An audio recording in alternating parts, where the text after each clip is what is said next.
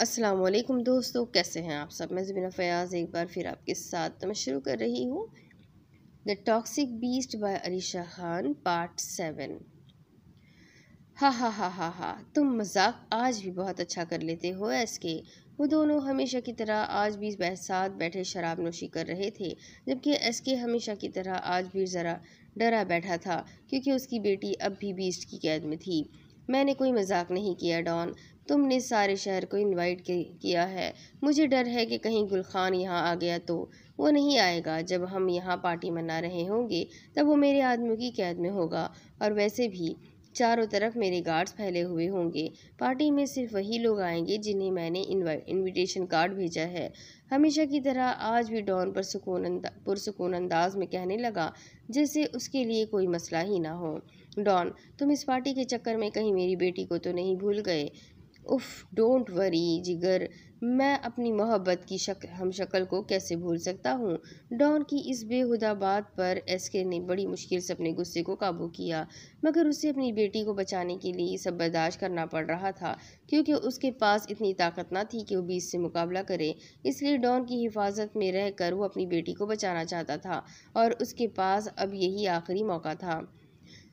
दूसरी तरफ रोहेल, अब आप मुझे डरा रहे हैं। वो इस वक्त माही के कमरे में मौजूद था और माही को अपनी बाहों में लिए वो खुद को सुकून पहुंचा रहा था।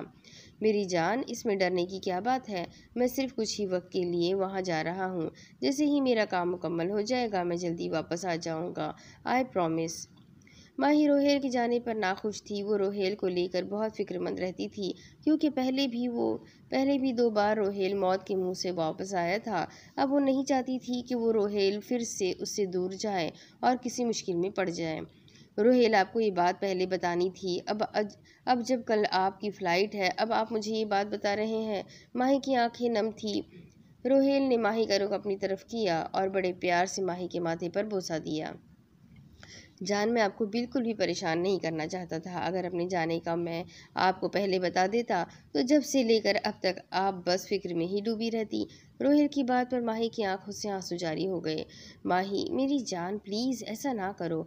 आपका शौहर अपने सबसे अहम काम के लिए मुल्क से बाहर जा रहा है, तो क्या ऐसे अलविदा करोगी अपने रोहेल को आप?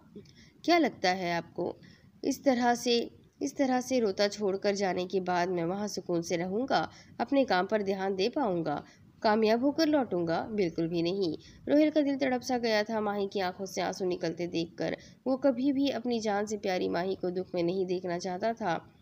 उसे बेइंतहा तकलीफ होती थी। वो शायद जाता भी ना अगर बीच का हुक्म ना होता। फिर वो लोग अपने मिशन के सबसे ज़्यादा मुश्किल मरहले पर थे। वो कैसे पीछे हट जाता, माना कि वो माही से बेइंतहा मोहब्बत करता था, मगर रोहेल के लिए बीच का हुक्म सबसे ज़्यादा ज़्यादा ज़रूरी और अहम था। मैं वादा करता हूँ मैं जल्दी वापस आ जाऊँगा। माही, ये मेरा सबसे बड़ा और अहम काम है जिसके लिए मैं जा रहा हूँ। मुझे आपकी दुआओं की बहुत ज़्यादा ज़रूरत है। माही, यूँ समझे ये मेरी ज़िंदगी का सबसे अहम काम है। अगर मैं इसमें कामयाब हो गया तो आई प्रॉमिस फिर मैं बहुत जल्द आपके बाबा से आपका हाथ मांगने आऊँगा और बहुत जल्द आपको हमेशा के लिए अपने साथ ले जाऊँगा। माही अब भी बहुत खामोश थी, मगर रोहेल उसके आंसू साफ करते हुए उसे मुसलसल प्यार से समझा रहा था। उसे पता था जब तक वो वापस नहीं आ जाता माही यूं ही परेशान रहेगी, क्योंकि वो बहुत हसास थी। वो बहुत जल्द परेशान हो जाती थी, बहुत जल्द रोने लग जाती थी। उसके यहाँ से जाने के बाद आखिर कौन उसे संभालेगा, बस रोहेल को यही फिक्र खाई जा रही थी। माही मेरी जान, कुछ तो कहो। रोहेल माही के बालों में हाथ फेर रहा था। वो और माही रोहेल के सीने से लगी अब तक मुसलसल रोई जा रही थी। माही, जी आपको मेरी कसम, रोना बंद करो। रोहेल की बात पर माही सर उठाकर उसे देखने लगी। माही, मैं काम से जा रहा हूँ, वापस आ जाऊँगा। आप ऐसे रो रही हो जैसे ये हमारी आखिरी मुलाकात। आगे वो कुछ कहता माही ने रोहेल के लबों पर हाथ रखकर उसे खामोश करा दिया। रोहेल, आज के बाद गलती से भी ऐसी बात ना करना। माही मजीद उदास हो गई थी। ओके, आई प्रॉमिस नहीं करूँगा, तो आप भी वादा करो अब आप उदास नहीं होंगी, प्रॉमिस। अब की बार माही मुस्कुराते हुए कहने लगी थी, जिस पर रोहेल को उसकी ये मुस्कुराहट इतनी पसंद आई थी कि उसने माही के नाजुक से होठों को अपनी कैद में ले लिया था और लम्हा वहीं थम गया था।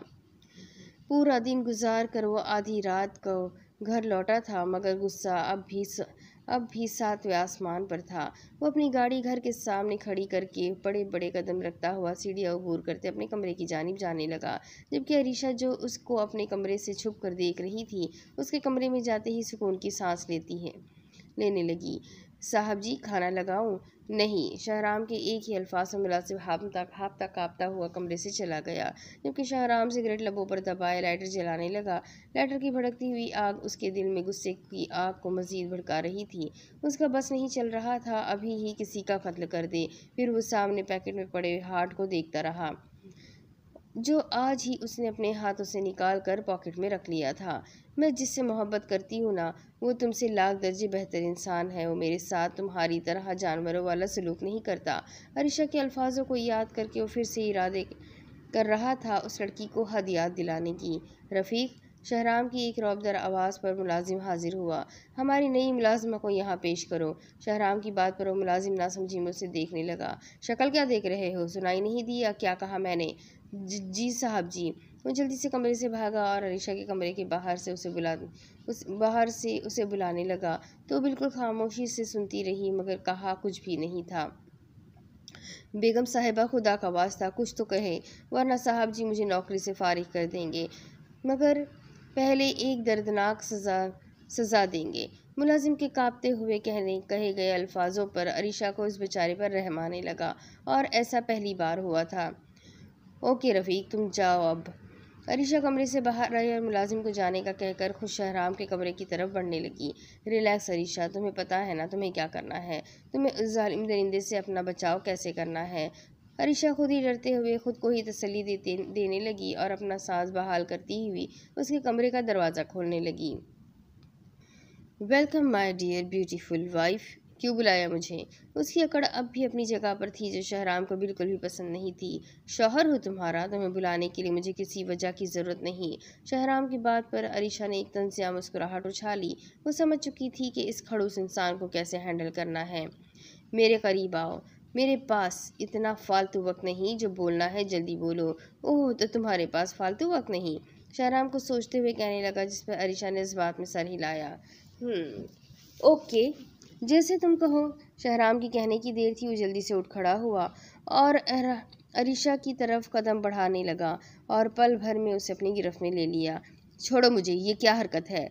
डार्लिंग, हरकत ही में तो बरकत है। और फिर तुमने ही कहा ना, जो करना है जल्दी करो। शहराम रिटाई की हद पार करने लग के इरादे रख रहा था, जबकि अरीशा उसे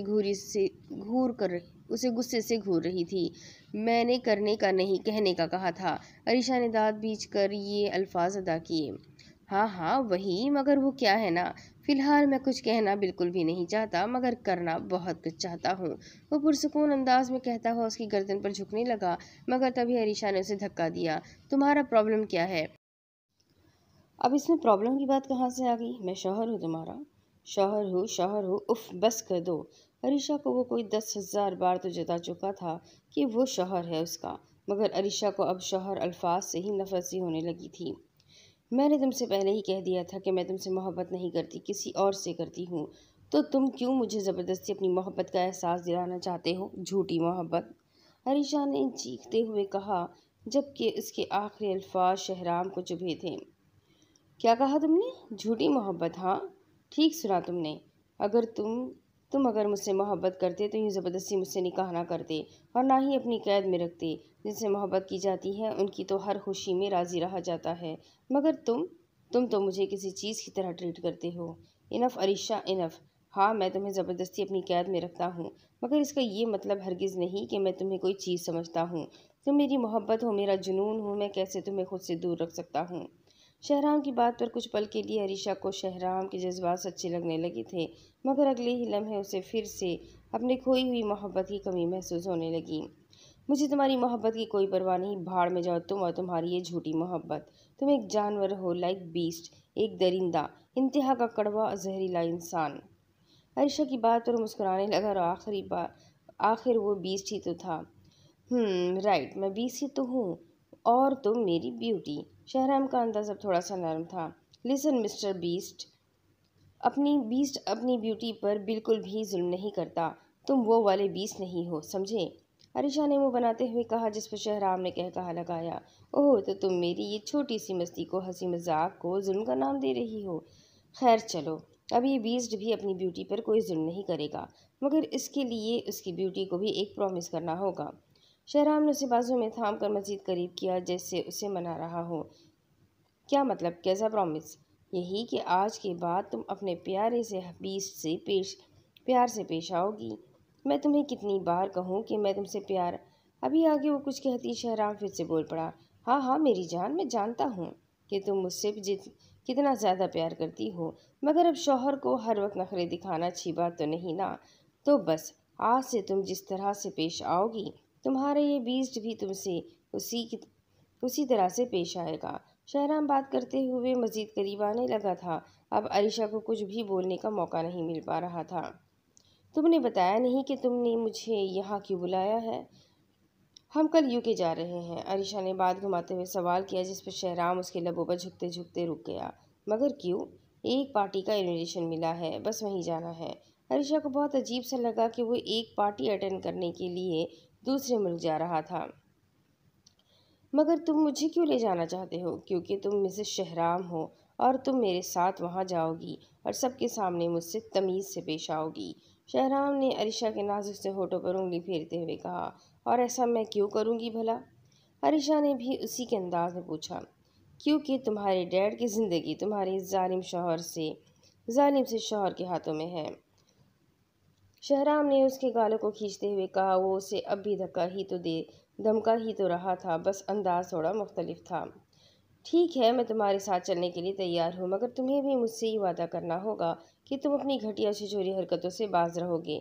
अगर तुमने मेरे करीब आने की या मुझे टच करने की ज़रा भी कोशिश की तो मैं तुम्हारे साथ नहीं रहूँगी। अरीशा अपनी बात मनवाने का मौका तलाश कर रही थी, जो कि उसे आज मिल ही चुका था। Okay done.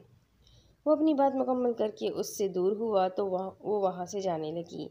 Listen my beauty, yes, अपने इन मुलाजमाओं वाला लिबास तब्दील करो, और हाँ, जैसे पहले रहती थी, अपनी अकड़ में, अपनी अना में, यूके जाकर भी बिल्कुल ऐसा ही एटीट्यूड रखना, बल्कि इससे भी कई गुना ज़्यादा, ताकि सबको पता चले कि तुम शहराम मलिक की वाइफ हो। वो उसे आंख मारकर मुस्कुराने लगा, जिस पर अरीशा मुंह बनाते हुए कमरे से बाहर चली गई। मगर अब तो उसने मुआहदा कर लिया था, अब तो उसे वही करना था जो वो कह रहा था। अरे अरे लड़की, ये क्या कर रही हो? हमें वहाँ रहने नहीं जाना, मिशन मुकम्मल करने जाना है, और तुम हो कि चार चार सूटकेसेस तैयार करके बैठी हो। बासिम जब कमरे में आया तो महज चारों सूटकेसेस रेडी कर चुकी थी। हाँ, तो मैंने कब कहा कि इन तमाम सूटकेसेस में मेरे कपड़े हैं? महर ने मासूम से शक्ल बनाते हुए जवाब दिया, जिस पर बासिम उसे सवालिया नज़र से देखने लगा। तो फिर क्या है इनमें? इन सब में हमारे मिशन के लिए कुछ अहम चीज़ें रखी हुई है, जैसे बेहोशी की दवाइयाँ, सिरिंज के पैकेट, मुख्तलिफ़ किस्म के औजार, हार्ड केमिकल्स, बैटरी वायर्स और भी बहुत कुछ। महर के बताने के अंदाज से लेकर उसमें मौजूद हर एक चीज़ का जानकर बासिम बहुत हैरान हुआ था। ओह वाह महर, तुम कितनी औसम हो ना यार। आई एम सो लकी कि मुझे तुम जैसी लड़की मिली, इतनी इंटेलिजेंट। बासिम की बात पर महर ने एक अदाज से अपने चेहरे पर से बालों को पीछे किया। बासिम अब उसके करीब आने लगा था। बासिम, तुमने अपना बैग पैक कर लिया? गन्स वगैरह तो रख ली ना? महर उसे अपनी तरफ आता देखकर उसे बातों में लगाने लगी। सब कुछ डन है मेरी जान। वो फिर भी उसकी तरफ बढ़ रहा था, मगर तभी दरवाज़ा खुला और नौफिल हमेशा की तरह बुरी सी शक्ल बनाए अंदर आया, जिस पर बासिम एकदम से महर से दूर हुआ। ये क्या तरीका है नौफिल, ऐसे किसी के पर्सनल रूम में बिना नॉक किए कौन घुसता है? बासिम को उसकी यह आदत हमेशा से बिल्कुल भी नहीं पसंद थी। ओह हेलो, पहली बात ये कि तुम्हारा नहीं सिर्फ ये महर का रूम है, और दूसरी बात, तुम हमेशा यहीं घुसे क्यों रहते हो? और हाँ, तुम्हें काम धंधे नहीं है क्या? नौफिल ने मुंह बनाते हुए जनाना अंदाज में कहा, जिस पर बासिम पहले उसे और फिर मुस्कुराती हुई महर को घूरने लगा। खैर परे मरो, मुझे तुमसे कोई बात नहीं करनी हो। महर डार्लिंग, मुझे ना तुमसे बहुत ज़रूरी काम है। हाँ, मैं तो जैसे इस औरत से बात करने के लिए मरा जा रहा हूँ ना। नौफिल ने एक अदा से बासिम को कहा, जिस पर बासिम ने भी उसे जवाब दिया। यस कहो नौफिल, तुम अपने और अपने इस बावले मंगेतर का सामान बाहर गाड़ी में रखवा दो। कल बस घर से निकलना ही होगा। और उसका बासिम को बावला कहना बासिम को ज़रा भी पसंद न आया, इसलिए उसे आंखें दिखाता हुआ वहां से चला गया। अच्छा, तो तुमने और हुरैन ने अपना सामान पैक कर लिया? हाँ मेरी हुरैन डार्लिंग कोई भी काम बिल्कुल भी लेट नहीं करती। नौफिर अपनी बात कहता हुआ वहां से चला गया, जबकि महर अब अपने सूटकेसेस को बाहर गाड़ी में रखने के लिए चली गई। सुबह का वक्त था जब वो अपने कमरे में पुरसुकून अंदाज में सोने में मसरूफ़ थी, मगर किसी की गैर मौजूदगी महसूस करती हुई वो माथे पर बल लिए आंखें खोलने लगी। बाहर खिड़की से आती धूप जो उसके चेहरे को कब से झुलसा रही थी, उसे आंखें खोलने में मुश्किल हो रही थी। रोहेल उसे अपने बराबर ना पाकर माही परेशान सी हो गई थी, जबकि रोहेल के सोने वाली साइड का बिस्तर अब भी थोड़ा गर्म महसूस हो रहा था, यानी वो कुछ ही देर पहले यहाँ से गया है। वो बेचैनी से अपना मोबाइल ढूंढती उसे कॉल करने का सोच रही थी, मगर मोबाइल भी ऑफ मिला। वो कमरे से भागती हुई सीढ़ियां उतरकर नीचे लगे लैंडलाइन नंबर से उसे फ़ोन करने लगी, मगर दूसरी तरफ से नंबर बन जा रहा था। काश मैं थोड़ी देर पहले उठ जाती, काश वो मुझसे मिलकर चला जाता। वो नन्हे से जहन में अपने शौहर की लाख किस्म की फ़िक्र लिए वो सीढ़ियों पर बैठकर रोने में मसरूफ़ थी, जबकि उसका ये रोना किसी को एक आंख ना भा रहा था, मगर शायद उसे यूँ रोकने की और रोने की वजह पूछने की उस शख्स में तिनका बराबर भी हिम्मत न थी। वो अब तक अपने कमरों में नवाबों की तरह सोने में मसरूफ़ था, मगर मोबाइल पर आती कॉल की आवाज़ से उसकी आंख खुली। गुस्सा तो बहुत आ रहा था, मगर जब नंबर आरजे का देखा तो कॉल रिसीव करने लगा। शहराम, गुल खान पाकिस्तान पहुंच चुका है। क्या करना है आगे? करना क्या है, जाते जाते उसका भी काम तमाम कर देते हैं, मगर आज ही। हाँ, हम उसे मारेंगे नहीं, मगर उसे ये खुला आज़ाद भी नहीं छोड़ सकते। शहराम ने कुछ सोचते हुए कहा। तो अब आरजे उसके हुक्म का मुंतज़िर था। जब तक हम वापस नहीं आ जाते उसे ज़िंदा रखना है। हम उसे अपने सबसे भरोसेमंद इंसान के हवाले करके जाएंगे। तुम समझ रहे हो ना? बीस की बात पर आरजे के लबों पर मुस्कुराहट आई और वो आगे का प्लान सुनकर फ़ोन बंद कर गया। आगे का काम बासिम और रोहेल का था कि किस तरह उन्हें गुलखान को उसके अड्डे से उठाना था। 2 घंटे बाद उन्हें यहाँ से निकलना भी था, इसलिए वक्त का जायज़ा लेते हुए वो उठकर फ्रेश होने चला गया। वहाँ से आकर शीशे के सामने खड़ा खुद को मुकम्मल गौर से देखने लगा। ब्लैक पैंट, ब्लू शर्ट, गले में पहना हुआ एक लॉकेट और जेल से सेट किए गए बाल, वो बिल्कुल हीरो लग रहा था। मगर फिर उसे याद आया उसकी हीरोइन तो अब तक सोई हुई होगी। अपने दिमाग में अपनी ब्यूटी क्वीन को जगाने के कोई इरादे लिए उसके कमरे की तरफ बढ़ने लगा, मगर जब दरवाज़ा खोला तो सामने का मंजर देखकर हैरान रह गया। वाइट घुटनों तक आती हाफ फ्रॉक पहने, हल्की सी ज्वेलरी, साथ ही हल्का सा मेकअप, ऊंची हील में मलबूस, वो अपने बालों को स्ट्रेट करने में मसरूफ़ थी। अरीशा, शहराम के कहने पर उसने एक जानलेवा अदा से उसकी तरफ रुख किया। वो वाकई बीस्ट की वाइफ लग रही थी। शहराम कुछ पल के लिए तो किसी और ही दुनिया में जा चुका था। वो आज बिल्कुल पहले वाली अरीशा लग रही थी। Yes mister Shahram, beautiful, so hot. Shahram का दिल किया उसे गले लगा ले, मगर अगर वो ऐसा करता तो फिर उस पागल लड़की के नाराज़ हो जाने पर उसे मनाने में वक्त लग जाता। इसलिए वक्त ज़ाया किए बिना वो जल्दी से अपनी बात पर आया। अगर तुम रेडी हो तो जल्दी चलो, हमें आधे घंटे में बिल्डिंग पर पहुंचना है। शहराम ने न आज उससे किसी किस्म का गुस्सा दिखाया, न कोई तल्ख अल्फाज इस्तेमाल किए, इसलिए अरिशा भी उससे उसी के अंदाज में पेश आ रही थी जो उसे अच्छा लग रहा था। हाँ मैं रेडी हूँ, रफ़ीक ये सामान गाड़ी में रखो जल्दी। मुलाजिम से कहता हुआ वो अरीशा की तरफ मुतवज्जा हुआ। वो बार बार अपनी नज़रों को उस पर से हटाने की कोशिश कर रहा था, मगर आखिर क्या करता। वो लगी इतनी प्यारी रही थी कि उसका दिल ही नहीं कर रहा था कि उस पर से नज़रें हटाए। क्या हुआ, ऐसे क्या देख रहे हो? अरीशा उसकी तरफ बढ़ती हुई उससे सवाल करने लगी। तुम्हें देख रहा हूँ। वैसे तो मैं बहुत जालिम हूँ, मगर आज तुम भी कुछ कम नहीं लग रही मेरी जालिम हसीना। शहराम अपनी मोहब्बत के हाथों मजबूर उसको कमर से पकड़कर अपने करीब करने लगा। इस पर अरीशा ने उसके सीने पर हाथ रखकर फासला कायम किया। मिस्टर शहराम मलिक, तुम अपना वादा भूल रहे हो। कौन सा वादा? शहराम ने शरारती अंदाज में कहा, जबकि अब उसकी गिरफ्त अरीशा पर मजबूत हो रही थी। उसकी बात पर अरीशा उसे घूरने लगी। तुमने कल वादा किया था कि तुम अपनी हरकतों से बाज रहोगे, मगर तुम लिसन, मैंने कोई वादा नहीं किया था, बस तुम्हारी बात मानी थी। और मैं कौन सा तुम्हें किसिंग करने लगा हूँ जो तुम इतना परेशान हो रही हो? शहराम ने आखिरी बात जबकि उसके लबों को देखते हुए कहा था, जैसे अगले ही लम्हे वो सच में ऐसा कर देगा। छोड़ो मुझे। अर्षा ने वार्निंग वाले अंदाज में कहा। ओके, मगर इस खूबसूरत लम्हे को मैं यादगार बनाना चाहता हूँ। शहराम की बात पर अर्षा नासमझी से उसे देखने लगी, क्योंकि वो अब भी उसकी गिरफ्त में थी। शहराम ने दूसरे हाथ से जेब में रखा मोबाइल निकाला और अरीशा को मजीद खुद से लगाकर तस्वीर लेने लगा, मगर अरीशा अब भी उसे घूर रही थी। Let's smile baby. शहराम ने अपनी उंगलियां उसकी कमर में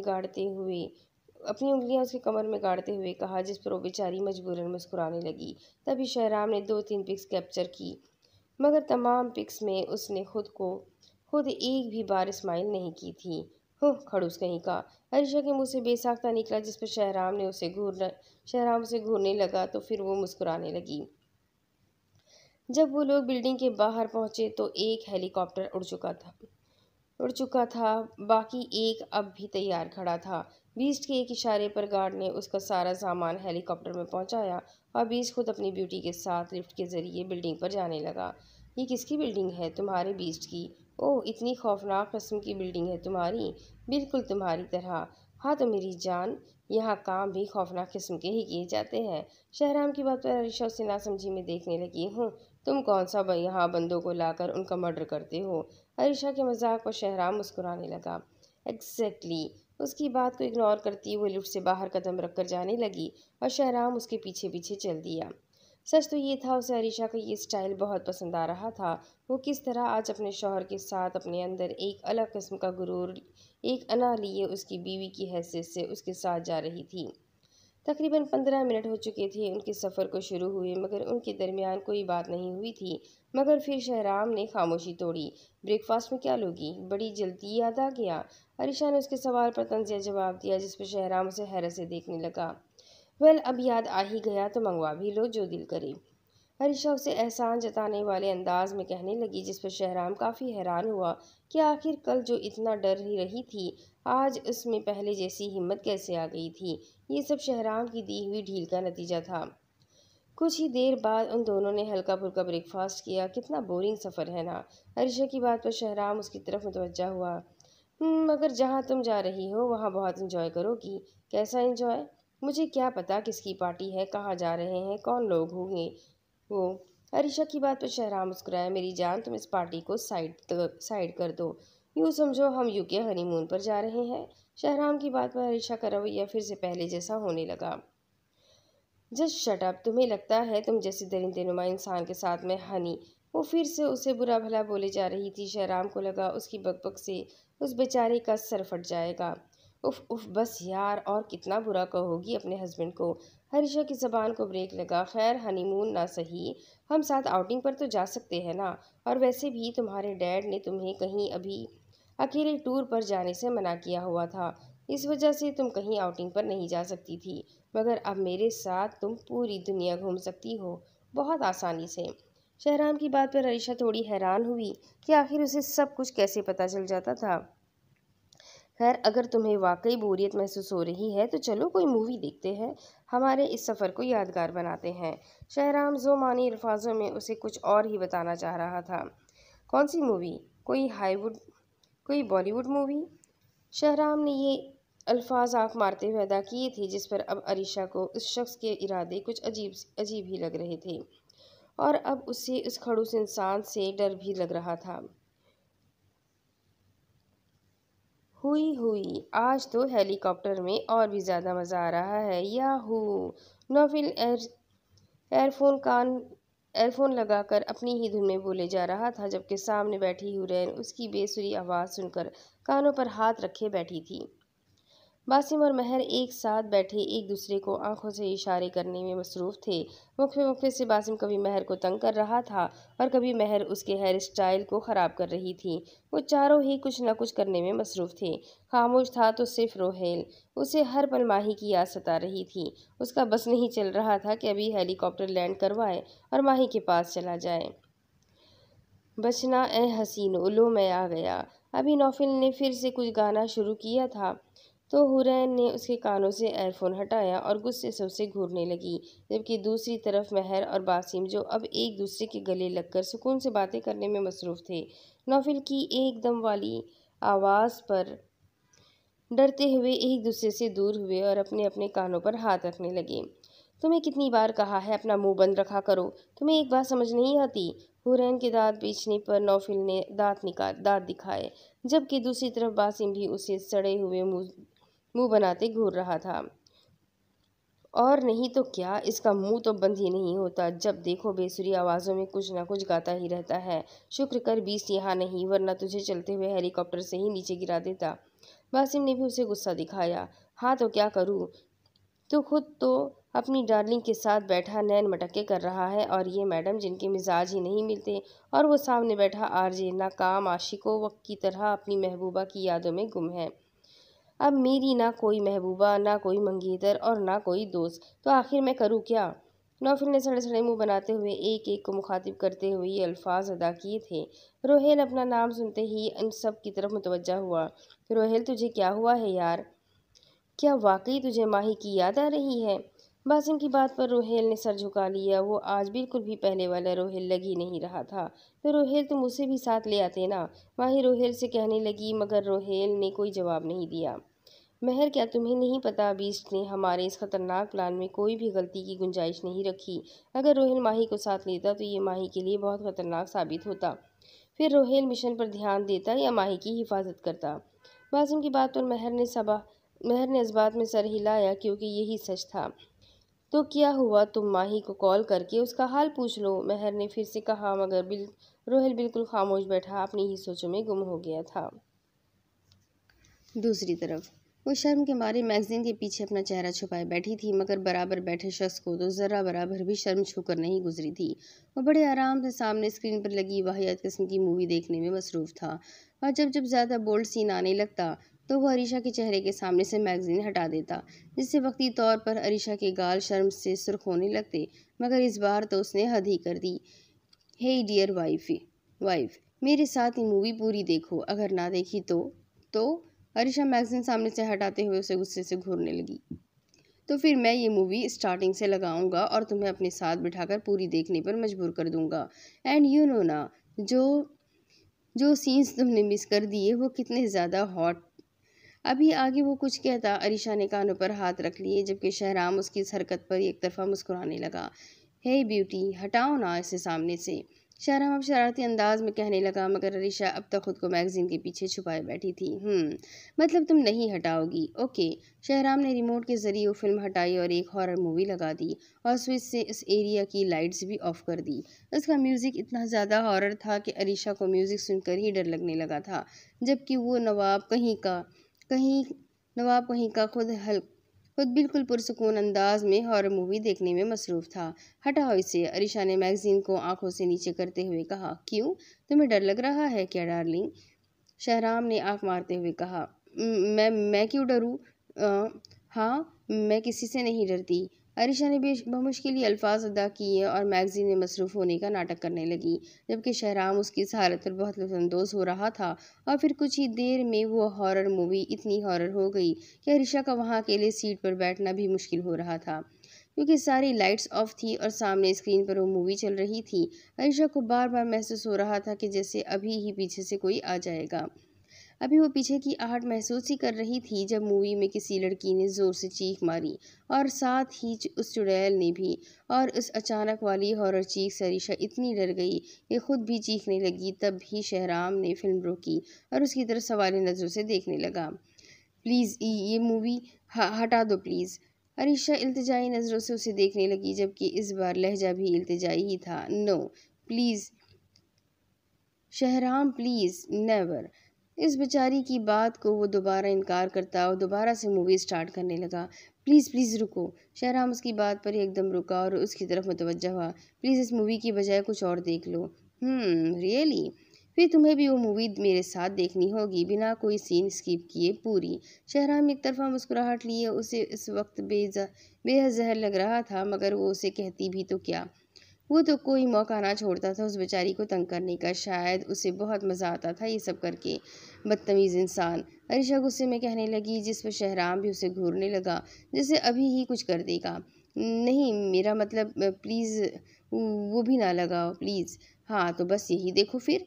शहराम फिर से रिमोट पकड़े मूवी स्टार्ट करने लगा। प्लीज़ कोई थर्ड ऑप्शन दे दो प्लीज़, आसान सा। अरीशा की बात पर वो कुछ सोचने लगा और फिर से मुस्कुराया। अरीशा समझ चुकी थी इस घटिया शख्स के दिमाग में फिर कुछ घटिया ही सोच आई होगी। देखो, बोल्ड मूवी तुम मेरे साथ देखोगी नहीं, हॉरर मूवी मैं हटाऊंगा नहीं, तो बस एक ही ऑप्शन है तुम्हारे पास। अरीशा सवालिया नज़र से उसे देखने लगी, जबकि शहराम अपने लबों पर उंगली फेरता उसे नीचे से ऊपर तक देखने लगा, जिस पर अरीशा ने मैगजीन को खुद के गले से लगाया। तुम मेरी सीट पर आ जाओ, इससे क्या होगा? हाँ, तुम्हारी सीट पर आने से क्या मेरा डर खत्म हो जाएगा? ऐसा ऐसा क्या है तुम्हारी सीट में जो सीट चेंज करने से मुझे डर महसूस नहीं होगा? वो गुस्से में बोलती चली जा रही थी। हे इनफ! शहराम की रौबदार आवाज़ पर रेशा की ज़बान को ब्रेक लगा। मैंने कब कहा सीट चेंज करो? इतनी बड़ी सीट है, हम दोनों यहाँ आराम से एडजस्ट हो सकते हैं, और अगर ना भी हुए तो तुम मेरी गोद में बैठ जाना। अब अब हबी हूँ तुम्हारा, थोड़ा सा वज़न बर्दाश्त कर लूँगा, अब इतना तो कर सकता हूँ ना मैं। शहराम की बात पर अरीशा की आंखें खुली की खुली रह गई। आखिर कितना चालाक था वो शख्स। अब अरीशा करती भी क्या? बाकी के दो ऑप्शन उसको बिल्कुल ही नामंजूर थे, इसलिए मजबूरन उसे उस बदतमीज शख्स की बात माननी पड़ी। वो मासूम सी बेबसी सी शक्ल बनाए उठकर उसके करीब आने लगी तो शहराम ने उसे जगह दी और जीत की खुशी में उसके लबों पर मुस्कुराहट आई। वो हाथ में फ़ोन लिए ऑन करने की कोशिश कर रहा था। उसे डर था अगर फ़ोन ऑन कर लिया तो वो उससे बात किए बिना नहीं रह पाएगा, और अगर उससे बात हो गई तो वो रोने लगेगी या उदास होने लगेगी, तो वो बहुत ज़्यादा कमज़ोर पड़ जाएगा, और अगर वो कमज़ोर पड़ गया तो ये उसके मिशन के लिए बहुत ख़तरनाक साबित होगा। Rohail please pick up the call. Mahi के तकरीबन 20 से ज़्यादा मैसेजेस जमा थे, मगर जब रोहेल ने मैसेज सीन किए तो माही ऑनलाइन थी और तब भी कोई टाइपिंग कर रही थी। अभी वो माही के नेक्स्ट मैसेज का इंतज़ार कर रहा था जब माही की कॉल आ गई। रोहेल का मोबाइल बजने की वजह से सब उसकी तरफ मुतवज्जा हुए, मगर वो कशमकश की हालत में स्क्रीन पर चमकते नंबर को देख रहा था। दिमाग कह रहा था कॉल रिसीव ना करना, मगर दिल कह रहा था वो परेशान हो जाएगी, वो रो रही होगी। बहुत सारी हिम्मत जमा करके रोहेल ने अपने दिल की बात सुनी और कॉल रिसीव की। रोहेल जी मेरी जान, रोहेल ने आहिस्तगी से कहा ताकि कुछ फासले पर बैठे उन चारों लोगों को उसकी आवाज़ न जाए। रोहेल, आप बिना बताए मुझे छोड़ के चले गए। रोहेल, आप इंतज़ार तो कर लेते। रोहेल, आप मुझसे मिल तो लेते, मुझे मिलना था आपसे। माही की दर्द भरी आवाज़ सुनकर रोहेल की उस पत्थर दिल ने धड़कना शुरू किया था। रोहेल नहीं चाहता था कि उसकी कोई कमज़ोरी हो, तभी तो वो इतने साल माही से दूर रहा था। मगर अब जब वो उसकी बीवी थी, उसके निकाह में थी, और सबसे बड़ी बात वो खुद भी उससे मोहब्बत करती थी, तो वो कैसे उसकी फ़िक्र ना करता? फ़िक्र तो उसे हमेशा से थी, मगर अब बात पहले जैसी नहीं थी। माही मेरी जान, आप सो रही थी, मुझे जगाना अच्छा नहीं लगा। और आपका फीवर कैसा है? मेडिसिन ली आपने? रोहेल की जब आंख खुली तो माही का माथा उसे कुछ गर्म लग रहा था। माही को हल्का सा फीवर था, जिसे लेकर रोहेल काफ़ी परेशान था, इसलिए उसे जगाए बिना वहाँ से चला गया था। मुझे कुछ नहीं लेना, मैं नाराज़ हूँ, आपसे नाराज़ हूँ। माही की तबीयत कुछ ठीक नहीं लग रही थी। रोहेल उसकी आवाज़ सुनकर समझ चुका था माही बहुत रोई है और उसे अब भी बुखार होगा। माही प्लीज़ मेरी जान, आप मेडिसिन ले ले, प्लीज़ मेरी जान, प्लीज़। मैं आपसे प्रॉमिस करता हूँ मैं जल्द ही वापस आ जाऊँगा। रोहेल ने माही को मनाना चाहा। वैसे तो वो बहुत समझदार थी, मगर रोहेल के मिलने के बाद वो बहुत ज़्यादा सेंसिटिव हो गई थी। वो हर छोटी बात पर परेशान हो जाया करती थी। शायद ये सब रोहेल के बेइंतहा प्यार का नतीजा था, जो माही अब उसकी बहुत ज़्यादा लाडली हो गई थी, उसके बिना एक पल भी नहीं गुजारती थी। आप प्रॉमिस कर रहे हैं ना रोहेल, आप जल्दी वापस आएंगे ना? आप मेरे पास जल्दी से आ जाएंगे ना? माही की आवाज़ रोहेल को बेहद दर्द दे रही थी। वो अंदर ही अंदर बहुत तड़प रहा था। उसका बस नहीं चल रहा था कि वो किसी भी तरह वापस माही के पास चला जाए और उसे अपनी बाहों में महफूज कर ले। जी मेरी जान, मैंने आपसे प्रॉमिस किया है मैं जल्दी वापस आ जाऊंगा। प्लीज़ अब तो मेडिसिन खा ले प्लीज़। मैं शाम में कॉल करके पूछूंगा। जी ठीक है। रोहेल के मनाने पर माही उसकी बात मान गई थी। I love you Rohail, love you too मेरी जान। उनमें मुख्तसर गुफ्तगू हुई और माही को मनाकर रोहेल ने फ़ोन बंद कर दोबारा स्विच ऑफ कर दिया, जबकि दिल उसका अब बेहद परेशान था। वो अब तक उसके साथ बैठी हॉरर मूवी देख रही थी, जबकि शहराम उसे अपने सीने से लगाए बैठा उसको देख रहा था। जैसे जैसे ज़्यादा हॉरर सीन आता, उसकी गिरफ्त शहराम की शर्ट पर मजबूत होने लगती। वो इस बात से बिल्कुल अनजान थी कि वो इस वक्त जिसके सीने में पनाह लिए बैठी है, वो कोई और नहीं बल्कि वही शख्स है जिससे वो बेहद नफरत करती थी। जबकि वो हार्टलेस बीस्ट अपनी ब्यूटी क्वीन को बड़ी हसरतों से देख रहा था। शहराम प्लीज़, अब तो ये मूवी हटा दो प्लीज़, मुझसे अब ये बिल्कुल भी नहीं देखी जा रही। अरीशा के लिए अब ये मूवी देखना मज़ीद मुश्किल हो रहा था। डर के मारे उसकी जान निकल रही थी। उसकी बात मानता वो मूवी स्टॉप करने लगा। वाह, आज इस खड़ूस ने मेरी बात कितनी आसानी से मान ली, क्योंकि शहराम दूसरी मूवी ढूंढने में मसरूफ़ था, मगर अरीशा के सरगोशी नुमा अंदाज में कहे गए अल्फाज सुन चुका था। अब उसकी तरफ आईब्रो का जाविया बनाते हुए देखने लगा, जबकि अरीशा अपनी नज़रें उस पर से हटाते हुए वहाँ से उठने लगी। कहाँ जा रही हो? अपनी सीट पर। कुछ देर पहले जो लड़की उसकी बाहों में पनाह लिए बैठी थी, अब वही लड़की दोबारा से अपनी अकड़ में आ चुकी थी। मगर क्यों? शहराम ने उससे फिर से सवाल किया। क्या मतलब क्यों? जहाँ तुम्हारे साथ मैं क्या जहाँ तुम्हारे साथ बैठी रहूँगी यहाँ तुम्हारे साथ बैठी रहूंगी। हटो सामने से। शहराम उसके सामने खड़ा उसे वहां से जाने से रोक रहा था, मगर अनीशा ने उसे अपनी पूरी ताकत से सामने से हटाया और अपनी जगह पर जाकर बैठ गई, और उसका वहां से जाना शहराम पर बहुत नागवार गुजरा था। उठो। शहराम के सख्त लहजे पर वो उसकी तरफ सवालिया नजर से देखने लगी। मैंने कहा उठो। मगर क्यों? देखती नहीं हो कुछ गिरा हुआ है? कहीं भी बैठ जाती हो। कर लिया ना ड्रेस खराब? शहराम की बात पर वह एकदम से वहां से उठी और सीट को घूरने लगी, मगर यहाँ तो कुछ भी नहीं गिरा था। कुछ नहीं गिरा हुआ तो अभी गिरा देता हूँ। आयशा की बात पर शहराम एक तरफा मुस्कुराने लगा और सामने पड़ा जूस का गिलास उठाकर सीट पर उल्टा दिया। आयशा उसे गुस्से से घूरने लगी। आखिर वो शख्स किस तरह के मिजाज का था? कभी भी कुछ भी कर जाता था, कुछ पता नहीं चलता था। ये तुमने क्या किया? तुम पागल हो? तुमसे कम। शहराम ने उसे आंख मारी, जिस पर अरीशा बाकी सारी सीटों को देखने लगी। शहराम उसके इरादे भांपता हुआ जूस की बड़ी बोतल उठा चुका था। अभी अरीशा आगे बढ़कर दूसरी सीट पर जाती, शहराम ने ढक्कन खोलते ही बोतल का जूस तमाम सीटों पर गिरा दिया, सिवाय अपनी सीट के। ओ सैड। सब कैसे अब कैसे बैठोगी? ड्रेस खराब हो जाएगा ना। शहराम उसे चिढ़ा रहा था, जबकि अरीशा जो हमेशा उसके सामने खुद को बहुत समझदार जाहिर करवाती थी, अब खड़ी कोई नई तरकीब सोच रही थी। आ जाओ, बैठ जाओ, मेरी सीट हाजिर है। शहराम की बात पर अरीशा ने हाथ बांधे हुए मुंह मोड़ लिया। तो क्या सारा सफ़र खड़े होकर ही गुजारोगी? शहराम हैरान कुन अंदाज में उससे पूछने लगा। बिल्कुल। अरीशा अब भी अकड़ दिखाए पुरसुकून अंदाज में खड़ी हुई दिल ही दिल में उसे कोस रही थी, जबकि शहराम जो बड़े मज़े से उसे जलाता हुआ अपनी आरामदा सीट पर बड़े सुकून वाले अंदाज में जा बैठा और ख़ुद उसके टेबल पर रखी मैगज़ीन को उठाकर पढ़ने में मसरूफ़ हो गया, मगर बार बार उसे देख भी रहा था, और जैसे अरीशा की नज़र उस पर पड़ती तो ख़ुद को मैगज़ीन में मसरूफ़ कर जाता।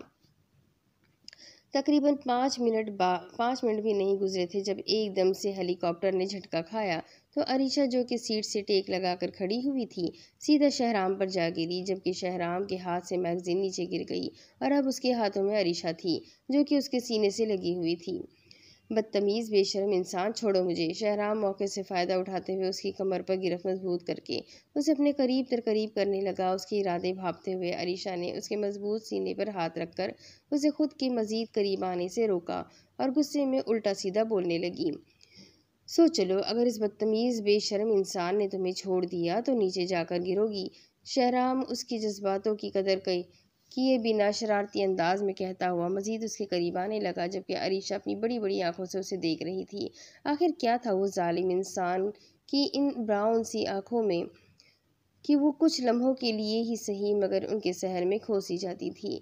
वो उसके इतनी करीब थी कि शहराम उसकी सांसें महसूस कर रहा था, और अरीशा, जिसका एक हाथ शहराम के दिल के मुकाम पर था और वहाँ उससे कुछ धड़कता हुआ महसूस हो रहा था। वो हाय वो हार्टलेस कहलाता था, मगर आज उसका दिल अपने होने की गवाही दे रहा था, या फिर अरीशा का उसके दिल के मुकाम को छू जाना उसके दिल को धड़काने का सबब बन रहा था। न जाने शहराम कब उसके इतना ज़्यादा करीब आ गया था कि अब उसके लब शहराम के लबों से जा लगे थे। पल भर में शहराम ने उसके लबों को अपने लबों में कैद कर लिया था। अरीशा उसकी आंखों के शहर में कुछ इस तरह से गुम हो गई थी कि अब उसे उसका लम्स महसूस करके सुकून मिल रहा था। अब आंखें दोनों ही की बंद थी, मगर दिल की धड़कनें दोनों की उरूज पर थी। इस बार वो अकेला ही ये सब नहीं कर रहा था, बल्कि उसकी ब्यूटी भी उसके साथ शामिल थी। दूसरी तरफ, माही बेटा उठो बेटा, क्या हुआ है तुम्हें? इंस्पेक्टर रिजवान, जो मजबूरन आज बड़े ही अहम काम से अपने ऑफिस गए थे, जब रात के वक्त घर लौटे तो अपनी जान से प्यारी बेटी को सीढ़ियों के करीब गिरा हुआ पाया तो परेशान होकर उसकी तरफ दौड़े, उसे होश में लाने की कोशिश करने लगे। कहाँ मर गए सारे मुलाजिम, इधर आओ सब, रिजवान ने गुस्से से कहा तो तमाम मुलाजमिन जो अब भी अपने कामों में मसरूफ थे जल्दी से भाग कर वहाँ आए। कहाँ थे तुम सब? हाँ, क्या हुआ है मेरी बेटी को? किसी ने मुझे फ़ोन करके बताया भी नहीं। यह मेरी बेटी इस हालत में मिली है। कहाँ कहाँ थे तुम सब? हाँ, इंस्पेक्टर रिजवान का बस नहीं चल रहा था सारे मुलाजमों को लाइन में खड़ा करके गोली से उड़ा दे। उनकी बात पर सब ने सर झुका लिया। उनमें से एक बोला, वो साहब जी, हम काम में मसरूफ़ थे तो सब एक साथ ही मसरूफ़ थे। हाँ, मैंने कहा भी था ना, माही का ख्याल रखना। तुम सब के सब बेकार हो, किसी काम के नहीं हो। रिजवान की बात पर सब लोग डरते हुए उनको देखने लगे। आप खड़े खड़े मेरा मुंह क्या देख रहे हो? पानी लाओ जल्दी, उन्होंने फिर से चीखते हुए कहा तो एक मुलाजिम भागकर किचन की तरफ गई और एक गिलास में पानी लेकर आई, जिसे लेकर रिजवान ने पानी के छींटे माही के मुंह पर गिराए तो माही ने हल्की सी आंखें खोली। डॉक्टर को फ़ोन करो जल्दी, उन्होंने गुस्से से कहा और माही को गोद में उठाकर उसके कमरे में ले गए तो तमाम मुलाजमीन परेशान हो गए और एक ने डॉक्टर को फ़ोन करके बुलाया। डॉक्टर ने मुआयना किया।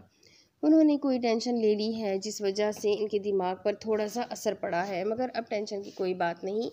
इन्हें ये मेडिसिन दे दें और कोशिश करें इनको मज़ीद टेंशन से दूर रखें ताकि इनकी सेहत पर अब कोई असर ना पड़े। जी डॉक्टर, शुक्रिया आपका। रिजवान के इशारे पर मुलाजिम डॉक्टर को गेट तक छोड़ने चला गया, जबकि माही अब हल्की हल्की सी आंखें खोलकर अपने बाबा को देख रही थी। रिजवान अब अपनी बेटी की ऐसी तबीयत को लेकर बहुत ज़्यादा परेशान हो गए थे। शायद मैंने बहुत जल्दबाजी कर दी। इन्हें शायद अब अपने फैसले पर पछताना पड़ रहा था, मगर आखिर वो करते भी क्या, वो मजबूर थे। वो अब तक उसके सुकून भरे लम्स को महसूस कर रही थी। न जाने कि उसे शख्स की कुर्बत इतना सुकून दे रही थी, जबकि शहराम को तो इतनी भी फुर्सत नहीं मिल रही थी कि वो ये सोच सके कि आखिर अरीशा को आज हो क्या गया था।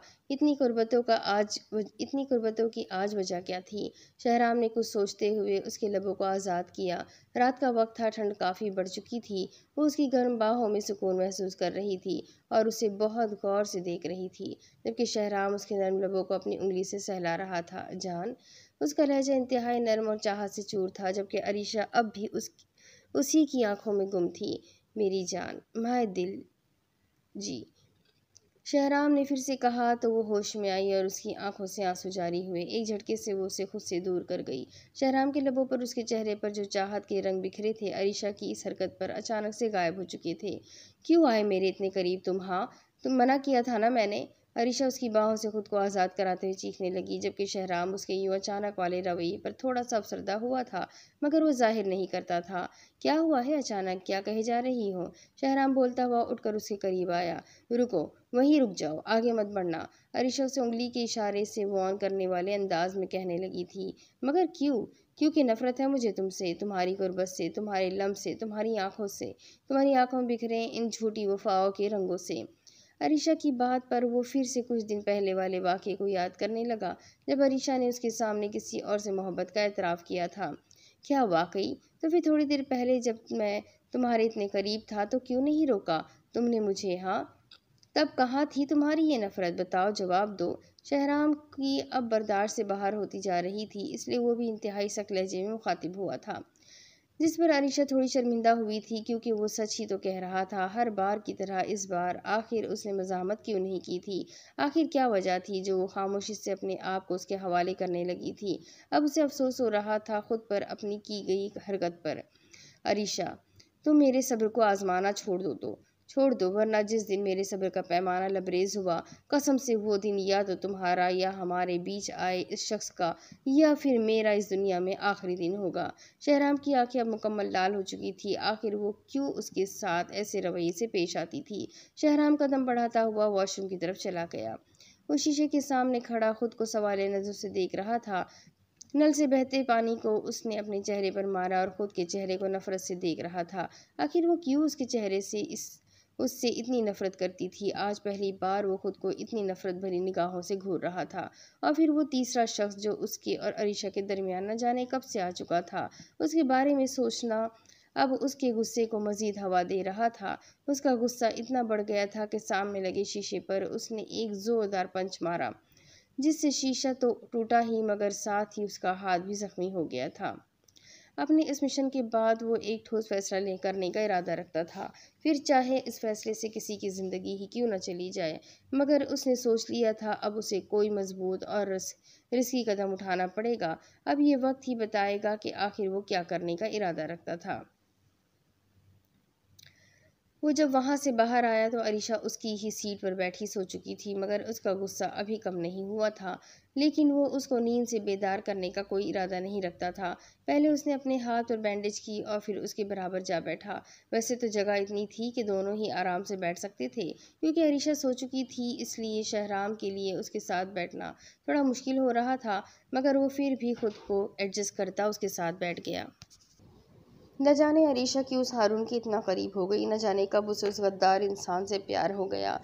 वो अभी इन्हीं सोचों में गुम था जब अरीशा ने करवट ली और उसके सीने से जा लगी। क्योंकि वो गहरी नींद से हो चुकी थी इसलिए शहराम ने उसे खुद से दूर करने की कोशिश नहीं की, बल्कि उसके गिर्द बाहें फैलाई ताकि वो नींद में भी खुद को महफूज महसूस कर सके। तुम आज भी उतनी ही प्यारी हो जितनी पहले थी। वो उसके बालों को सहलाते हुए उसे चाह से देखने लगा, बस गुस्सा थोड़ा सा ज्यादा करने लगी हो। शहराम के चेहरे पर एक खूबसूरत सी मुस्कुराहट आई, मगर पल भर में वो मुस्कुराहट कहीं गायब हो गई थी जब उसे माजी याद आया था। तुम कल भी मुझे नापसंद करती थी और आज भी। उसे दुख हुआ था, मगर वो खुद के जख्मों को कुरेदता भी खुद था और मरहम भी खुद ही लगाता था। उसे कब किस तरह नॉर्मल बिहेव करना है ये वो बहुत अच्छी तरह से जानता था। जब उसकी आंख खुली रात के 2 बज रहे थे। उसने बिस्तर से उठने की बहुत कोशिश की, मगर उससे उठा ना गया। मगर बराबर में किसी की मौजूदगी का एहसास करते हुए उसने करवट ली तो पता चला कि वो कोई और नहीं बल्कि उसके डैड थे। तो क्या वो अब तक यहीं पर मौजूद थे? बाबा! माही की आवाज़ पर रिजवान ने आंख खोल कर देखा तो माही को जागता हुआ पाया। माही, बाबा की जान, बाबा आप यहाँ? और क्या हुआ था मुझे? माही का सर अभी भी चकरा रहा था, मगर वो फिर भी बहुत हिम्मत जमा करके कहने लगी, बेटा अब तुम्हारी तबीयत कैसी है? बाबा मैं बिल्कुल ठीक हूँ। माही की बात पर रिजवान ने सुकून का सांस लिया था। मेरी बेटी को भूख लगी है, कुछ खाना है? रिजवान ने प्यार से माही का माथा चूमते हुए कहा तो माही ने इस बात में सर हिलाया। ओके, तो बस थोड़ा सा इंतज़ार कर लो, मैं बस अभी तुम्हारे लिए कुछ बना कर लाता हूँ। ओके, फिर हम दोनों मिलकर खाना खाएंगे। माही मुस्कुराते हुए उन्हें देखने लगी तो वो वहाँ से चले गए, मगर तब ही माही को याद आया कि उसका मोबाइल पता नहीं कहाँ था। रोहेल के मैसेजेस का इंतज़ार उसे कब से था। वो मोबाइल ढूंढने लगी तो मोबाइल उसकी साइड टेबल पर ही था। माही ने मोबाइल चेक किया, मगर वहाँ ना रोहेल का कोई मैसेज था ना कोई मिस कॉल थी। माही ने रोहेल को मैसेजेस किए, मगर जो पहले वाले मैसेजेस थे रोहेल ने तो अब तक वो भी सीन नहीं किए थे। रोहेल प्लीज़ मुझसे बात कर ले, प्लीज़ एक बार ऑनलाइन आ जाए प्लीज़। माही रोहेल की पिक्चर देखने लगी और बोसा देकर सीने से लगा गई थी। वो यूं ही रोहेल की तस्वीर को सीने से लगाए आंखें बंद किए लेटी थी। थोड़ी ही देर में रिजवान खाने की ट्रे लिए कमरे की तरफ आए तो अपनी बेटी पर एक नज़र डाली तो दरवाज़ा नॉक करने लगे। जी जी बाबा। माही जल्दी से मोबाइल साइड पर रखती उठकर बैठी। ये देखो मैंने तुम्हारे लिए कितने मज़े वाला खाना तैयार किया है, बस नमक थोड़ा कम होगा। रिजवान ने आखिरी जुमला रुक रुक कर बोला तो माही हंसने लगी। कोई बात नहीं बाबा, मैं खा लूँगी। माही की बात पर रिजवान ने निवाला बनाकर आगे बढ़ाया तो माही खाने लगी। यम्मी। माही ने टेस्ट करके बताया तो रिजवान मुस्कुराने लगे। फिर माही ने भी एक लुकमा बनाकर रिजवान की तरफ बढ़ाया तो वो भी खाने लगे। ये तो मीठा हो गया। रिजवान की बात पर माही सवाले नज़र से उन्हें देखने लगी। बाबा क्योंकि मेरी बेटी जो इतनी स्वीट है, इसलिए इसके हाथ से खाया गया लुकमा भी मीठा हुआ ना। रिजवान ने प्यार से उसका गाल खींचते हुए कहा। तो माही भी मुस्कुराने लगी थी, मगर अंदर ही अंदर कुछ था जो उसे दुखी होने पर मजबूर कर रहा था। हे उठो उठो, सब उठो, हम यूके पहुंच चुके हैं। नौफिल की आवाज़ पर सबसे पहले तो हुरैन बेदार हुई। फिर बासिम और महर भी आंख खोलकर उसे देखने लगे, जो इस वक्त जोकर जैसा चश्मा लगाया किसी जोकर से कम ना लग रहा था। जबकि रोहेल, जो पहले ही जाग रहा था, एक नज़र नौफिल पर डालते हुए उसे इग्नोर कर गया। क्या हम यूके पहुंच गए? महर भी खुशी से पूछने लगी, तो नौफिल ने मुस्कुराते हुए हाँ में सर हिलाया। जिस पर बासिम और हुरैन खिड़की से आती धूप को देखकर समझ चुके थे कि दूसरा दिन लग चुका था, तो सब तैयारी करने लग गए। उफ, कितना मज़ा आने वाला है, याहू। नौफिल की खुशी की तो कोई इंतहा ही ना थी। इसका बस नहीं चल रहा था कि वो उठकर नाचना शुरू कर दे, मगर सभी जानते थे कि नौफिल और महर आखिर इतना खुश क्यों हो रहे थे। बासिम, क्या हम होटल में रहेंगे? महर ने बासिम को सवालिया नज़रों से देखा और जवाब की मुंतजिर रही। अरे महर डार्लिंग, क्या हो गया? क्यों ऐसी गंदी गंदी बातें मुंह से निकाल रही हो? शुभ शुभ बोलो। हम भला क्यों होटल में रहने लगे? हम तो डायरेक्ट अपने बीस्ट के फार्म हाउस पर जाएंगे। नौफिल की बात पर बासिम और हुरैन ने सर पकड़ लिया। नौफिल और महर न जाने कब से बेचैन थे कि बीस्ट का फार्म हाउस देखने को मिल जाए। पिछली बार भी बीस जब यूके गया था तो अपने साथ सिर्फ रोहेल और हुरैन को लेकर गया था। बासिम जो भी चाहता जो भी चाह बासिम जो भी चाहती कि वो बीस्ट का बासिम को भी चाहती कि वो बीस्ट का हसीन फार्म हाउस देखे, मगर वो इतना ज़्यादा शो नहीं कर रहा था क्योंकि वो मैच्योर था। मगर महर और नौफिल तो थे ही छोटे बच्चे, अब उनको कौन समझाए। ओए नाकाम आशिक, कभी मुस्कुरा भी लिया करो। हम यूके पहुंच चुके हैं और सारे रास्ते तुमने ये सड़ा हुआ मुंह ही बना कर रखा था। नौफिल की बात पर रोहेल उसकी तरफ मुतवज्जा हुआ। रोहेल, तुम माही से बात क्यों नहीं कर लेते? शायद बात करके तुम्हें थोड़ी तसल्ली मिल जाए। महर की बात पर रोहेल ने इस बात में सर हिलाया, मगर क्या कुछ नहीं कहा। कुछ नहीं। कुछ ही देर में उनका हेलीकॉप्टर यूके की सरजमीन पर लैंड होने वाला था, और बस यही वजह थी जो सब लोग अपनी अपनी तैयारियों में मसरूफ हो गए थे। मगर रोहेल अभी माही के बारे में सोच रहा था, और उसका यूं परेशान रहना मिशन के लिए बहुत ज़्यादा नुकसानदायक साबित होने वाला था। जब उसकी आंख खुली तो खुद को किसी और के सीने पर छपा हुआ पाकर वो जल्दी से दूर होने लगी, तो देखा कि वो शहराम के कितने करीब थी। वो शख्स सोते हुए भी उस पर अपनी गिरफ्त मजबूत किए हुए था। बस यही वजह थी कि अरीशा के लिए उसकी बाहों से आज़ाद होना थोड़ा मुश्किल हो रहा था, बल्कि थोड़े से भी कई ज़्यादा मुश्किल। और अगर वो शख्स जाग जाता तो शायद उसका आज़ाद होना मुश्किल ही नहीं बल्कि नामुमकिन हो जाता। अरीशा ने पहले बहुत कोशिश की कि उसकी बाहों की कैद से रिहाई मिल जाए, मगर वो साहब सोते हुए भी अपनी ड्यूटी बहुत अच्छे से अंजाम दे रहे थे। जैसे ही अरीशा ने उसका हाथ अपनी कमर से हटाने की कोशिश की, तो शहराम ने गुस्से से उसे मजीद खुद के करीब कर लिया, जिससे वो सीधा उसके सीने से जा लगी। अब वो समझ चुकी थी कि उस शख्स को जगाए बिना वो उसकी कैद से आज़ाद नहीं हो सकेगी। इसलिए मज़ाहमत करना बेकार समझते हुए उसने हार मान ली। अब वो उसके बहुत करीब थी, उसके चेहरे के एक एक नक्श को देख रही थी। वो था तो इंतहाई हैंडसम और खूबरू नौजवान, मगर गुस्से का तो बहुत ज़्यादा तेज़ था। अकड़ने में तो वो उस बेचारी अरीशा को भी बहुत आसानी से पीछे छोड़ने का हुनर रखता था। वो एक इंतहाई सख्त मिजाज और इंतहा का कड़वा इंसान था। उसकी पर्सनैलिटी की क्या ही बात थी। वो एक नवाब था अपनी ही दुनिया का। उसकी एक अलग ही दुनिया थी जो उसकी खुद की बनाई हुई थी, जहाँ वो खुद हुकूमत करता था, जिसे चाहे जैसे चाहे चला सकता था। उसकी नज़र में किसी की भी ज़रा बराबर भी कोई अहमियत नहीं थी। गुरूर तो उसके अंदर इतना था कि किसी से भी सीधे मुंह बात नहीं करता था। अरीशा अभी उसकी हर किसी शेव को देखने लगी जो उस पर बहुत जच रही थी और उसके चेहरे को और भी ज़्यादा दिलकश बना रही थी। उसके वो होठ, उसकी आंखें, वो था तो बिल्कुल हीरो, उसमें शायद ही कोई कमी होगी। वो एक बिल्कुल परफेक्ट इंसान था और इस बात की गवाही खुद अरीशा का दिल देता था। अरीशा की नज़र उसके हाथ पर गई, क्योंकि एक हाथ तो शहराम ने उसकी कमर पर रखा हुआ था, जबकि दूसरा जो आज़ाद था, जिस पर पट्टी बंधी हुई थी। अरीशा उसके हाथ को छूकर देखने लगी। उफ, इतना सारा जख्म! कल तक तो ऐसी कोई पट्टी नहीं थी, फिर आज? जो बहुत फिक्रमंदी से उसका हाथ देखकर कहने लगी, खड़ूस कहीं का, उसने खुद ही किया होगा ये सब, क्योंकि इन साहब को तो गुस्से में कुछ नज़र ही नहीं आता ना। खड़ूस कहीं का। अरीशा अपनी ही धुन में बोले जा रही थी, जबकि इस बात से अनजान कि जिसको अभी उसने खड़ूस कहकर मुखातिब किया था, वो उसकी तमाम बातें सुन चुका था। एक पल के लिए अरीशा को लगा जैसे शहराम जाग चुका है। जैसे ही अरीशा उसकी तरफ देखने लगी तो उसकी आंखें बंद थीं, मगर बाहर से आती धूप की वजह से उसके चेहरे पर बेदारी वाले तासुरात बिखरे हुए थे। अरीशा जल्दी से पीछे मुड़कर खिड़की से आती धूप को पर्दे की मदद से कवर करने लगी। शहराम की गिरफ्त मगर शहराम की गिरफ्त की वजह से उसके लिए करना बहुत मुश्किल हो रहा था। पहले उसने बहुत कोशिश की, मगर नाकाम रही। तो फिर कुछ सोचते हुए वो शहराम के चेहरे के करीब आने लगी, ताकि उसके साये से शहराम के चेहरे पर पड़ती धूप रुक सके। अरीशा के यूं करीब आने पर शहराम का दिल चाहा वो अभी ही जाग कर उसको गले लगा ले, मगर वो ऐसा नहीं कर सकता था, क्योंकि वो उस लम्हे को ख़राब नहीं करना चाहता था। उसे पता था उसकी इस हरकत पर अरीशा का क्या रद्द-ए-अमल होगा, इसलिए सोने की एक्टिंग जारी रखने लगा। अरीशा की जुल्फ़ें शहराम के चेहरे को छू रही थी।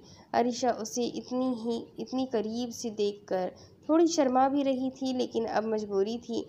जबकि दूसरी तरफ शहराम, जिसकी अब बर्दाश्त से बाहर हो चुका था कि वो मज़ीद इस नाटक को जारी रखे, वो आंखें खोलने लगा ही था कि अरीशा कुछ कहने लगी तो शहराम फिर से आंखें मीच गया। कितना प्यारा है ना ये खड़ूस इंसान, न जाने क्यों मेरे पीछे पड़ा हुआ है। इसको तो कोई भी अच्छी लड़की मिल सकती है, मुझसे भी अच्छी, लेकिन शायद इसे मैं ही पसंद आई हूँ, क्योंकि मुझसे अच्छी लड़की इस पूरी दुनिया में कोई है ही नहीं। अरीशा अपने ही मुंह से खुद की तारीफ करने लगी, जबकि अब शहराम ने उसकी बातों पर बमुश्किल अपनी हंसी कंट्रोल की, वरना वो मुस्कुरा जाता। वैसे लड़का तो ये भी बुरा नहीं है, ये भी सच है कि इस खड़ूस के साथ मैं बहुत जचूंगी, मगर मेरे लिए कोई लड़कों की कमी थोड़ी है।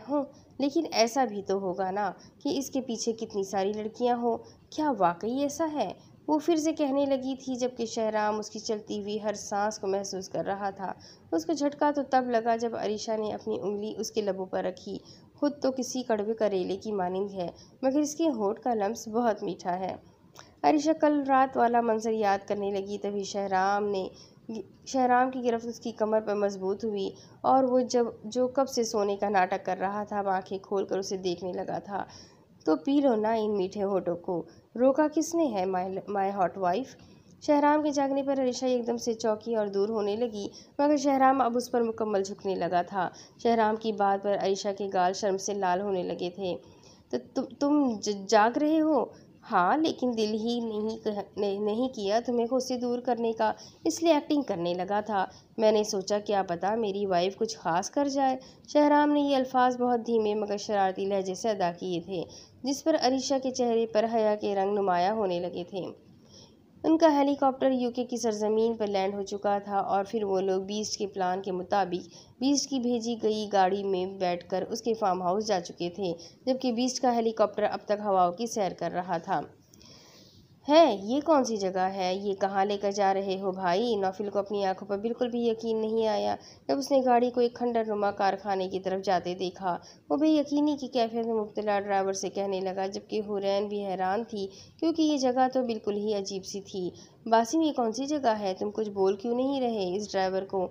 ड्राइवर अपनी ही धुन में गाड़ी चलाने में मसरूफ़ था। वो बीस्ट के हुक्म पर सिर्फ रोहेल के सवालों का जवाब देता था। इसके अलावा वो किसी को भी नहीं सुन रहा था, ना ही किसी की बात पर उसका कोई रिएक्शन आता था। रिलैक्स गाइस, थोड़ा सब्र कर लो। आरजे के सख्त लहजे पर नौफिल और महर की ज़बान को ब्रेक लगा, और बासिम के घूरने पर वो दोनों बिल्कुल ही खामोशी से बैठ गए। क्या सोचा था और क्या हो गया? सोचा हसीन फार्म हाउस था, खंडरनुमा किले में गए। नौफिल ने मुंह ही मुंह में कहा, मगर सब सुन चुके थे, और हुरैन तो उसे घूर भी रही थी। गाड़ी अब उस खंडरनुमा कारखाने के बिल्कुल करीब थी। ये कोई बहुत ही पुराना और कई सालों से बंद कारखाना साबित हो रहा था। तभी ड्राइवर ने किसी को कॉल की तो वहाँ के छोटे गेट से एक गार्ड बाहर निकल कर आया और एक रिमोट के ज़रिए बड़े वाले दरवाजे को खोलने लगा। जैसे जैसे ये दरवाज़ा खुलता गया वैसे वैसे रोहेल के अलावा सब हैरान होते गए। फिर गाड़ी इस बंद कारखाने के अंदर गई। अंदर बहुत ज़्यादा अंधेरा था। तकरीबन 2 मिनट तक गाड़ी यूं ही उस सुरंगनुमा रास्ते से सीधी अंदर जाती रही, मगर एक दरवाजे की तरफ रुकी और फिर से उस ड्राइवर ने किसी को कॉल की तो सामने बना बड़ा सा बंद दरवाज़ा आहिस्ता आहिस्ता से खुलने लगा। दरवाज़ा जैसे जैसे खुलता गया वैसे वैसे सब लोगों के मुंह खुलते गए। गाड़ी अब इस बने बाग नुमा रास्ते से अंदर जाने लगी। हर तरफ हरे भरे दरख्त थे और थोड़ा आगे जाकर बीच में एक बहुत बड़ा खूबसूरत मुजस्समा बना हुआ था। वो किसी सचमुच वाले बीस्ट का मुजस्समा लग रहा था और उसके साथ ही एक लड़की का मुजस्समा बना हुआ था। सफ़ेद मार्बल से बनाया गया ये मुजस्समा बहुत खूबसूरत लग रहा था। उसके आसपास फव्वारे बने हुए थे जो फ़िलहाल तो एक शो पीस लग रहे थे। वाह, ये तो बीस्ट है ना, और ये इसकी ब्यूटी, क्या बात है। नौफिल को ये मुजस्समा बहुत पसंद आया था। उनकी गाड़ी उसके बराबर से गुजरी और सामने बड़े से फार्म हाउस पर पहुंची। सबको अपनी आंखों पर बिल्कुल भी यकीन नहीं आ रहा था ये ख्वाब था या फिर हकीकत। वहाँ न जाने कितने गार्ड्स खड़े हुए थे और न जाने कितनी गाड़ियाँ थी। बीच तो उनकी सोच से भी ज़्यादा ही आगे था। वो लोग सब जल्दी से गाड़ी से निकलकर फार्म हाउस के अंदर गए। वो बहुत हसीन बनाया गया था। एक गार्ड उन सबको उनके कमरों का बताकर वहां से चला गया, जबकि वो लोग पूरे फार्म हाउस का जायज़ा ले रहे थे। ये इतना बड़ा था कि उन्हें पूरा जायज़ा लेने में शायद ही शाम हो जाती। मैं तो सीढ़ियाँ अबूर करते हुए ऊपर के तमाम फ्लोर का जायज़ा लेने चली गई, जबकि वासिम भी उसके पीछे पीछे चला गया। नौफिल सीधा सीधा सामने बने लॉन की तरफ चला गया। जिससे वो लॉन समझ रहा था वो दरअसल कोई लॉन नहीं था, ये फार्म हाउस के पीछे का हिस्सा था, जहाँ एक तरफ खूबसूरत फूलों के पौधे लगे हुए थे और एक तरफ झूला और दूसरी तरफ टेबल और कुर्सियाँ रखी हुई थी।